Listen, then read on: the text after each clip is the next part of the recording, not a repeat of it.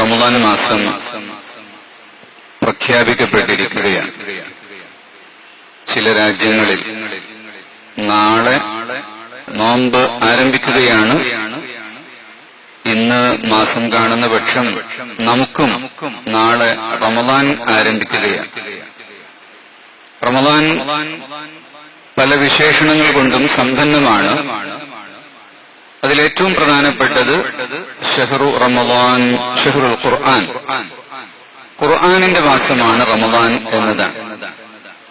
മുഅ്മിനിന്റെ ജീവിതത്തിന്റെ ഏറ്റവും അടിസ്ഥാന പ്രമാണമാണ് വിശുദ്ധ ഖുർആൻ. വിശുദ്ധ ഖുർആനെ അടിസ്ഥാനപ്പെടുത്തിയുള്ള ചിന്തകളാണ്, തിരുസുന്നത്തിനെയും അടിസ്ഥാനപ്പെടുത്തിക്കൊണ്ടുള്ള നിയമങ്ങളാണ് ദീനുൽ ഇസ്ലാമിന്റെ നിയമ സംഹിതകൾ. ഖുർആനെ നാം ട്രീറ്റ് ചെയ്യേണ്ടത് പല വിധത്തിലാണ്. ഒന്ന് ഖുർആൻ പാരായണം, രണ്ടാമത്തേത് ഖുർആൻ മനപ്പാഠം, മൂന്നാമത്തേത് ഖുർആന്റെ ആശയ പഠനം. അതിലേറ്റവും ആദ്യത്തേത് ഖുർആൻ പാരായണമാണ്. ഇതെല്ലാവർക്കും വേണ്ടതാണ്, ആർക്കും ഒഴിച്ചുകൂടാൻ പറ്റാത്തതാണ്. ഫാത്തിഹ സൂറത്ത് നിയമപ്രകാരം ഓതാൻ അറിയാത്തവന്റെ നിസ്കാരം യഥാർത്ഥത്തിൽ പരിപൂർണമാകുന്നില്ല. എന്നാൽ ഖുർആൻ പൂർണ്ണമായും കൃത്യമായി ഓതാൻ പഠിക്കണം. റമദാൻ മാസക്കാലം അതിനുവേണ്ടി ഉപയോഗപ്പെടുത്താം. ചില നാടുകളിലൊക്കെ റമദാനിൽ രാവിലെ മുതൽ വൈകുന്നേരം വരെ ഖുർആൻ പാരായണ പരിശീലനം നടക്കുന്നുണ്ട്. ആസാമിലെ സിൽച്ചർ മേഖലയിലെ എല്ലാ മസ്ജിദുകളിലും രാവിലെ 10 മണി മുതൽ വൈകുന്നേരം അസർ വരെ ഹിസ്ബ് പരിശീലനമാണ്. അതിൽ ആബാലവൃതം ജനങ്ങൾ പങ്കെടുക്കും. അതുകൊണ്ട് ആ നാട്ടിൽ മുഴുവനും ഖിറാഅത്ത് അറിയുന്നവരാണ്. നാട്ടുകാർ മുഴുവൻ ഖിറാഅത്ത് അറിയുന്ന ഒരു സ്ഥലം കേരളത്തിൽ വേങ്ങരക്കടുത്തുണ്ട്. ആ നാട്ടിലെ പള്ളിയിൽ ഇമാമത്ത് നിൽക്കാൻ ആളുകൾക്ക് പ്രയാസമാണ്. ആര് വന്നാലും നാട്ടുകാരൊരു തെറ്റ് കണ്ടുപിടിക്കും. എന്തായാലും ഓത്തു പഠിക്കണം. മർക്കസിന് കീഴിൽ ഇൻഷാ അല്ലാഹ് എല്ലാ ദിവസവും അസർ നിസ്കാരത്തിന് ശേഷം ഈ മസ്ജിദിൽ വെച്ച് ഹിസ്ബ് പരിശീലനം ഉണ്ടാകും. അതിൽ നാട്ടുകാരും വിദ്യാർത്ഥികളും ഓഫീസർമാരും ഉദ്യോഗസ്ഥന്മാരും എല്ലാവർക്കും സംബന്ധിക്കാം. അത് കഴിഞ്ഞ് ഒരു മഗ്രിബിന്റെ 40 മിനിറ്റ് മുമ്പ് പഠന ക്ലാസ് ഉണ്ടാകും. അതൊരു സീരിയസ് ആയിട്ടുള്ള പഠന ക്ലാസ് ഉണ്ടാകും. അത് അവസാനിക്കുമ്പോൾ ഇവിടെ തന്നെ നോമ്പ് തുറക്കാനുള്ള സംവിധാനവും ഉണ്ടാകും. നിരവധി ആളുകൾ ഈ നോമ്പ് തുറ ഏറ്റെടുത്ത് സംഭാവനകൾ നൽകി ഏൽപ്പിച്ചിട്ടുണ്ട്. ഇപ്പോൾ പലരും തന്നുകൊണ്ടിരിക്കുന്നുണ്ട്. ഇഫ്താർ എന്ന് പറയുന്ന വലിയൊരു പുണ്യകർമ്മത്തിൽ ആളുകൾക്ക് പങ്കാളികളാകാൻ സാധിക്കുന്നു. അതോടൊപ്പം തികഞ്ഞ ഒരു ആത്മീയതയുടെ ഉയർച്ചയിലേക്ക് നമ്മെ ഇത് കൊണ്ടുപോകുന്നു. രണ്ടാമത്തേത് ഖുർആൻ മനപ്പാഠമാണ്. ഫാത്തിഹ സൂറത്തിന് ശേഷം അലം തറ കൈഫ മുതൽ താഴോട്ടുള്ള സൂറത്തുകൾ 10 എണ്ണം.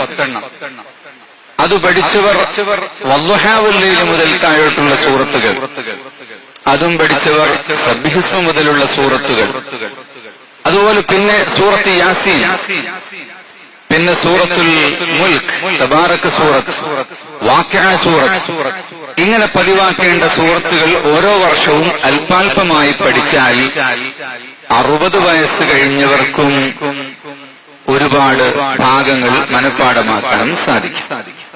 മൂന്നാമത്തെ കാര്യം ഖുർആന്റെ അധ്യാപനങ്ങൾ പഠിക്കലാണ്.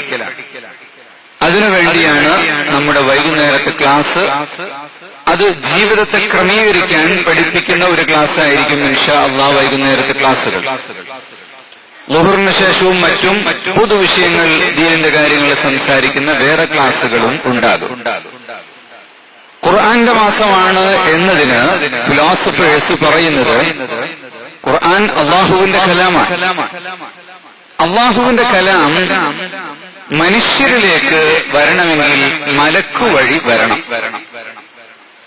മലക്കൂത്തിയായ ഒരു ഹാലത്തിലെ മനുഷ്യനും അത് സ്വീകരിക്കാൻ കഴിയുകയുള്ളൂ. മലക്കിന്റെ സ്വഭാവം ഭക്ഷണം കഴിക്കില്ല, വെള്ളം കുടിക്കില്ല, ഭോഗിക്കുകയില്ല. ഇത് മൂന്നും ഇല്ലാത്ത ഒരവസ്ഥ മനുഷ്യനിൽ ക്രിയേറ്റ് ചെയ്യുകയാണ് നോമ്പിലൂടെ. മലക്കിന്റെ സ്വഭാവത്തിലേക്ക് മനുഷ്യനെ മാറ്റുന്നു ഈ അന്നപാനീയ ഭോഗവർജനങ്ങളിലൂടെ. മലക്കിന്റെ സ്വഭാവമാണ് മനുഷ്യനിൽ ഉണ്ടാക്കുന്നത്. റസൂലുള്ളാഹി സ്വല്ലല്ലാഹു അലൈഹി വസല്ലം തങ്ങൾ ഖുർആൻ ആദ്യമായി സ്വീകരിക്കുന്ന സമയത്ത് ഹിറാ ഗുഹയിൽ തനിച്ചിരുന്ന് ഇബാദത്ത് ചെയ്ത് നോമ്പനുഷ്ഠിച്ചുകൊണ്ട് വ്രതമനുഷ്ഠിച്ചുകൊണ്ടാണ് നബി തങ്ങൾ ഇബാദത്ത് ചെയ്തിരുന്നത്. അങ്ങനെ ആ ഒരു മലക്കൂത്തിയായ ഹാലത്തിലേക്ക് നബി സല്ലല്ലാഹു അലൈഹി വസല്ലം തങ്ങളെ മാറ്റുന്നതിന്റെ ഭാഗമായി അവിടുത്തെ ഹൃദയം ഓപ്പറേഷൻ ചെയ്തുകൊണ്ട് ഹൃദയത്തെ ശുദ്ധീകരിച്ച സംഭവം അവിടുത്തെ സീറയിൽ നമുക്ക് കാണാൻ സാധിക്കും. അങ്ങനെ പൂർണ്ണമായും മലക്കിൽ നിന്ന് നേരിട്ട് ആവാഹിക്കേണ്ടവരായതുകൊണ്ട് പൂർണ്ണമായും മലക്കൂത്തിയായ ഒരു സ്വഭാവത്തിലേക്ക് നബി സല്ലല്ലാഹു അലൈഹി വസല്ലം തങ്ങളെ കൊണ്ടുവരികയും ഖുർആൻ നബി തങ്ങൾക്ക് നൽകപ്പെടുകയും ചെയ്തു. നാം വായിക്കുന്നത് പോലെ, ഓതുന്നത് പോലെ, കാണുന്നത് പോലെയുള്ള അക്ഷരങ്ങളും പുസ്തകങ്ങളും അല്ല അല്ലാഹുവിന്റെ കലാം എന്ന് പറയുന്നത്. അല്ലാഹുവിന്റെ കലാമിന് തുടക്കവും ഒടുക്കവും ഇല്ലാത്ത, അക്ഷരവും ശബ്ദവും ഇല്ലാത്ത കലാം എങ്ങനെയാണ് ഈ ശബ്ദത്തിലേക്ക് പകർത്തിയെടുക്കുന്നത്? അത് നമുക്ക് മനസ്സിലാക്കാൻ കഴിയില്ല. ജിബ്രീൽ അലൈഹിസ്സലാം എന്ന് പറയുന്ന മലക്കിന് നൽകപ്പെട്ട് ജിബ്രീൽ അലൈഹിസ്സലാം നബി സല്ലല്ലാഹു അലൈഹി വസല്ലം തങ്ങൾക്ക് ചിലപ്പോൾ ഖുർആൻ ഇൻജക്ഷൻ ചെയ്യുന്നത് പോലെ അങ്ങ് കൊടുക്കുകയാണ്. ചില സമയത്ത് മണിയടിക്കുന്ന ശബ്ദം പോലെ വരുന്നു. നബി സല്ലല്ലാഹു അലൈഹി വസല്ലം തങ്ങൾക്ക് വലിയ വിയർപ്പും ചൂടും അനുഭവപ്പെടുന്നു. നല്ല ശരീരത്തിന് വലിയ ബലം അനുഭവപ്പെടുന്നു.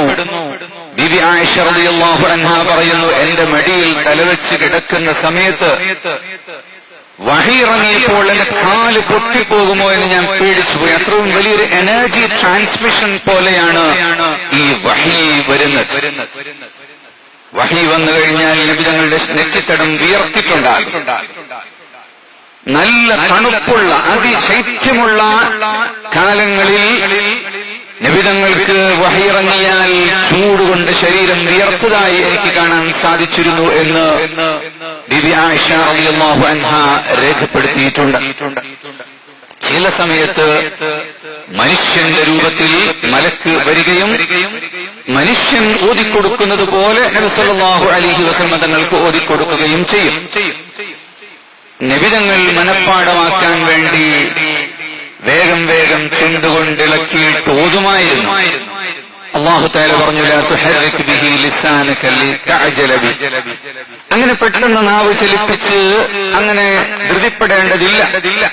ഇന്ന അലൈനാ ജംഅഹു വഖുർആന ഫഇദാ ഖറഅനാഹു ഫത്തബി ഖുർആന സുമ്മ ഇന്ന അലൈനാ ബയാന.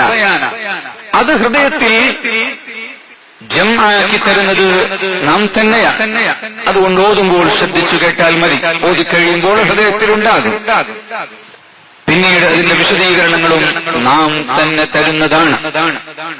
അങ്ങനെ നബി സല്ലല്ലാഹു അലൈഹി വസല്ലം തങ്ങൾക്ക് ലഭിച്ച ആയത്തുകൾ, ഓരോ സമയത്തായി കിട്ടിയ ആയത്തുകൾ, ഇത് ഇന്ന സൂറത്തിൽ ഇന്ന ആയത്തിന് ശേഷം വെക്കണം എന്ന് പറഞ്ഞ് ഓരോ പേജിലും ഓരോ ചാപ്റ്ററുമായി ക്രോഡീകരിച്ച് ഇങ്ങനെ വരികയാണ്. അങ്ങനെ ഒരു റമദാനാകുമ്പോൾ ട്യൂട്ടർ വരുന്ന സമയമാണ്. ജിബ്രീൽ അലൈഹിസ്സലാം വരുന്നു.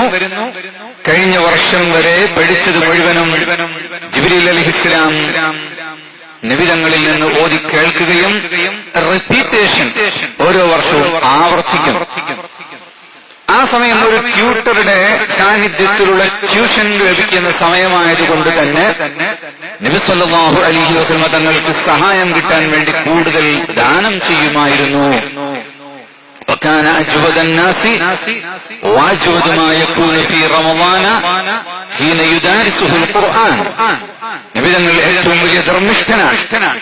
എന്നാൽ റമദാൻ മാസത്തിൽ ട്യൂഷൻ എടുക്കുന്ന സമയമായതുകൊണ്ട് അള്ളാഹുവിന്റെ മദദ് കൂടുതൽ ലഭിക്കാൻ വേണ്ടി ധാരാളമായി നബിതങ്ങൾ സംഭാവനകൾ ചെയ്യുമായിരുന്നു.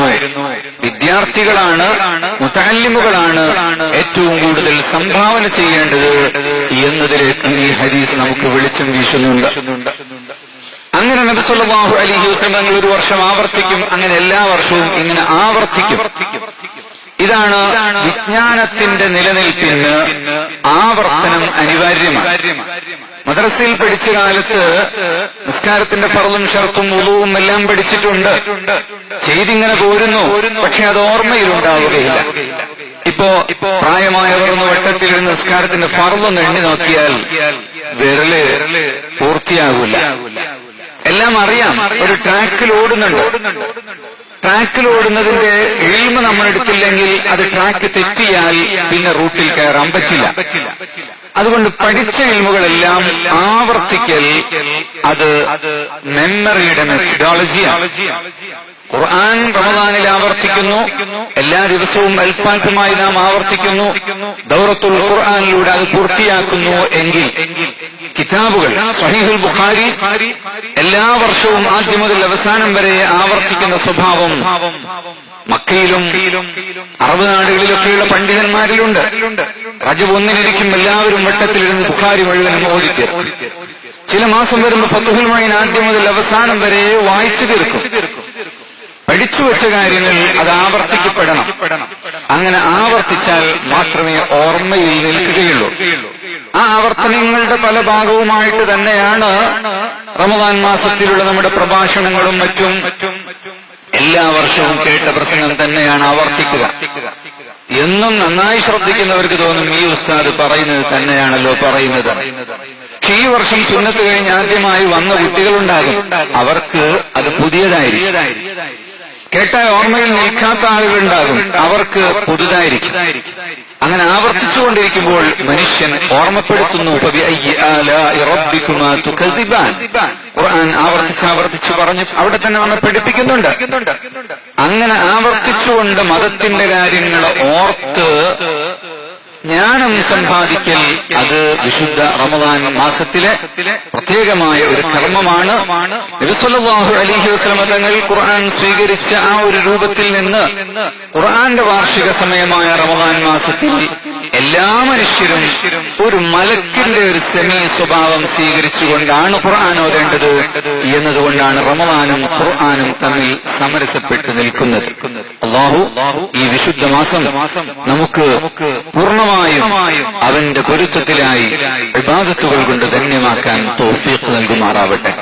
ഖുർആൻ പാരായണവും തറാവീഹ് നിസ്കാരവും മറ്റ് ജമാഅത്തുകളും സുന്നത്ത് നിസ്കാരങ്ങളും സ്വദഖകളും പെരുപ്പിക്കാനും തെറ്റായ പ്രവർത്തനങ്ങളിൽ നിന്ന് കള്ളം പറയൽ, കള്ളസാക്ഷ്യം പറയൽ, നമീമത്ത് പറയൽ, ഗീബത്ത് പറയൽ, അങ്ങനെ കൊലപാതകം വരെയുള്ള വ്യഭിചാരം ഉൾപ്പെടെയുള്ള എല്ലാ ചെറുകുറ്റങ്ങളും വൻദോഷങ്ങളും അടക്കം വർജിക്കാൻ അല്ലാഹു തൗഫീഖ് നൽകുമാറാവട്ടെ.